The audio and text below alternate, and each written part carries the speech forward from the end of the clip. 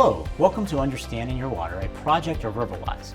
My name is Rodney Austin. I'm a chemistry professor with an interest in water quality, and I hope to help you understand your water quality a little bit better. In the last segment, we looked at the parts of a Consumer Confidence Report, a CCR, which is a report about your water. This time we're actually going to dig into some of the data that is in that particular report. So the main goal of this particular segment is to look at the analytes that are in the report, and the analyte is something that we test for and providers provide to you, the consumer, in terms of what is in the water. Now, some of those things that we test for are there because we put them there, something like fluoride or chlorine. Fluoride for your teeth, chlorine to kill the bacteria, but other things could be some minerals that get in as a result of natural runoff. All right, and so generally what we're going to look at is 4 different types of things that we test for. Number 1 are elements. Number 2 are compounds and polyatomic ions, sort of as a class. 3 are living organisms, and 4 are other parameters. So we're going to look at those 4. Make sure you pay attention. There's going to be a small quiz at the end to see how well you remember. There are many types of chemical species or organisms that water providers are required to give to you. Some species occur naturally in the water, result of runoff. Other things are added.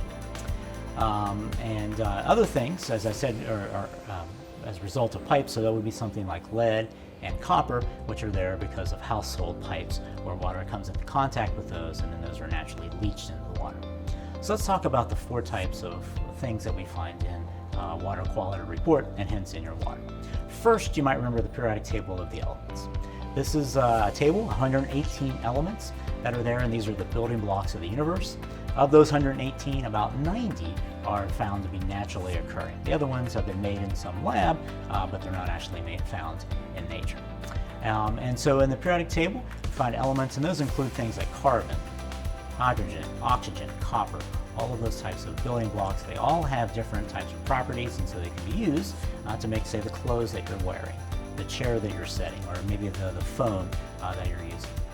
One type of element is carbon, and carbon is really considered the super glue of the chemical world. It really helps to a lot of things, like glue would be one example of something that's carbon, but also things like proteins and fats and carbohydrates that are in your body. Those are all made of carbon.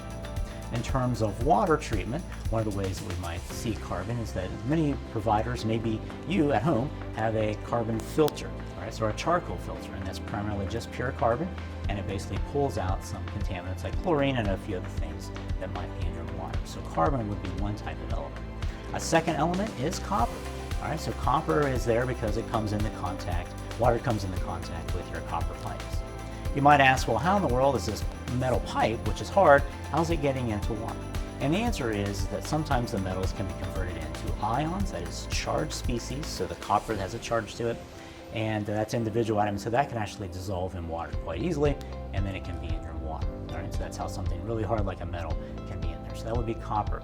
Another type of contaminant would be lead. And so lead, we probably all have heard of Flint, Michigan. And what happens is that there are pipes, primarily in people's houses, but also that were made of lead, but then also some of the soldering and other things on pipes which may have lead in them. And those same lead, just like copper, could leach into the water. And what happened in Flint, Michigan was that the providers didn't use a common additive known as orthophosphate to actually coat the inside of the pipes and the solder and everything else, which would have kept the lead at bay. So the lead couldn't have contacted the water because of this coating that it gives. All right, so that's really it. So that is lead and copper. Notice here you'll see a little bit of that in a report from a CCR. And notice the units of parts per million and parts per billion that we've talked about before. So those are types of elements. When we get 2 or more elements that come together, those can create a compound. All right, and so compound, or also if that compound is charged, that could be an ion. All right, so a compound could be something like water, H2O, 2 hydrogens and oxygen forming this compound. Something that's an ion could be something like nitrate. All right, so those are compounds and polyatomic ions. So you might find some of these in a report. All right, so this might be something like ammonia or trihalomethanes, or something along those lines. So these combinations are different types of elements that make up compounds, and again, as we've seen. So for instance, one of the compounds that we find is trihalomethane, and trihalomethanes are there as a result of water providers using chlorine in the water, and that sort of reacts and creates a disinfection byproduct. And the reason they're there at all is that chlorine's been added to the water to kill bacteria. And as a result of killing the bacteria, then there are some of these disinfection byproducts known as trialomethanes. But that brings up our third category of things, which are called living organisms. All right, and those can sometimes be in the water. And so, for instance, bacteria was one. One of the things that chlorine's added to kill bacteria will makes up this living organisms. And so, properly living organisms would be bacteria, protozoa, viruses, those types of things that could potentially be in water. Now, the good news is most modern water treatment systems, there are very few of any one of those in water, but nonetheless, they need to be tested for and they need to be reported to you, the consumer. And so sometimes what we're going to test for is like something like cryptosporidium, and that may be reported to you, or also some of the byproducts that cryptosporidium leaves behind when it's in the water. So you'll see some of those. So for instance, in reporting it to you, if you look at this particular report from the city of Billings, Montana, their consumer confidence report, we've been using it a little bit, notice that they had no coliform bacteria detected in their water. All right, and so that is actually fairly common. Most systems really have no bacteria or other things in a typical year. It would be just kind of an odd situation. And sometimes it's not so much from the provider, but sometimes from businesses or households, which sometimes at the source of the tap water may have some unsanitary conditions, and that leads to the bacteria that are there. So it's pretty common that there would be no bacteria, other things in a system. Our last category is the other parameters. And so if you look in this Beaver Falls Municipal Authority report, they report turbidity, or what's known as cloudiness. We call that better commonly cloudiness of the water. Now, this other parameters, they usually don't have health effects in the case of turbidity. All right, so you probably had turbidity before if you've opened up and you got in a glass of water, let's say in the wintertime, it's kind of cold, and you fill up your glass, it's kind of cloudy a little bit, and it dissipates. All right, and that's one type of turbidity.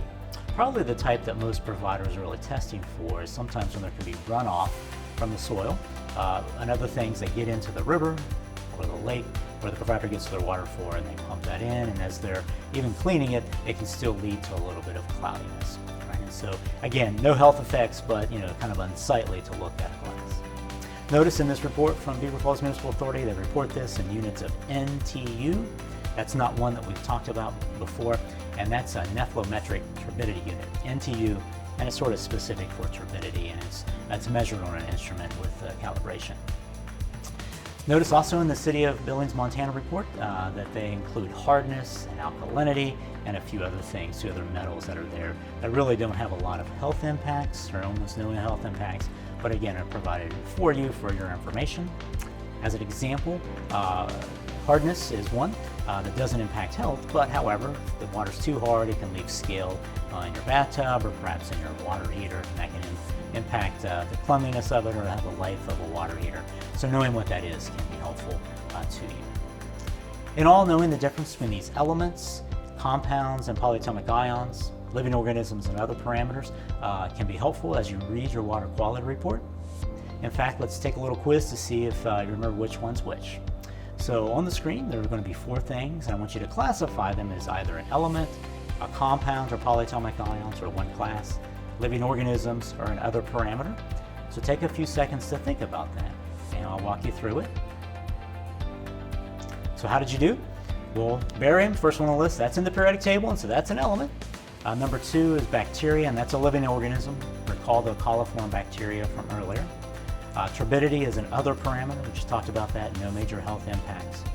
And nitrate was also listed as one of the polyatomic ions, and this again occurs from soil runoff and other natural deposits that could lead to this one. So we've looked at those 4 types of things that you find in a report. In the next segment, we're going to look at the units, more in depth at the units that you'll find in a consumer confidence report. So we'll see you next time.